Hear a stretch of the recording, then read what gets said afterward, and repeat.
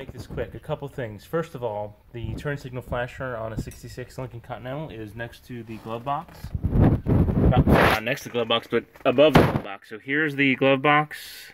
I have the cardboard insert removed. If you go inside, on the left side, see that yellow thing? Oh man, if it could focus, we'd be happy, but it's not focusing, so that's the turn signal flasher. Got the turn signals working. The cam actually works. The problem was that this shaft was vibrating a bunch. Just notice it's not vibrating at all right now. What it is, there's a bearing in there. See that bearing? You can kind of see the balls in there. I'm going to zoom in a little bit and we'll see. No, it's not going to work. Anyway, there's balls in there.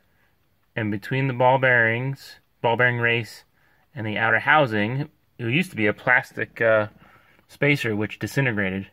What I did on this is I got some, this is just some rubber, man, it is not focusing at all today. So this is, oh, there we go, look, rubber screen welting, I don't even know what you call it, but you put it in a screen on your windows on your house to hold the screen into the frame. So 125 thousandths thick. It's hollow, so it compresses. So honestly, I didn't even care. Oh, look at that. That's in focus. I didn't care. You can see where I squeezed it in there and just pushed it in, and it compressed, and it centered itself perfectly. So you can see all that dust. That's the spacer that came apart.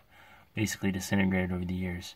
So now, I'll do another view in here. Right? There's the bearing with the balls, and just on the outside of it, you can see that black is that piece of rubber welting I put in there. So now it is tight as can be.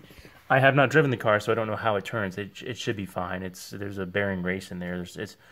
The spacer doesn't have to move at all. It basically has to hold the bearing, and it's because it's hollow. It's not compressing the bearing.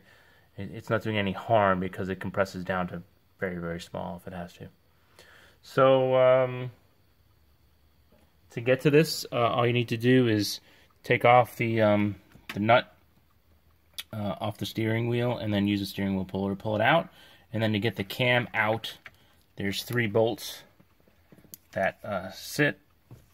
This is a retainer, so not 3 bolts, but 3 screws. So the retainer's down in there, and then you have to take off the turn signal lever right here, so that the cam will slide out just a little bit. I'm sure I could get it all the way off if I had to, but there's just wires and everything I didn't want to mess with. So that's another thing for this week. We'll talk to you soon.